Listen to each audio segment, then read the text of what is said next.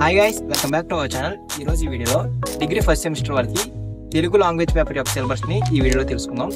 Maximum ఈ language కూడా చాలా కాలేజెస్ ఉంటాయి. తెలుగు తీసుకునే వాళ్ళకి ఈ వీడియో చాలా బాగా యూజ్ అవుతుంది.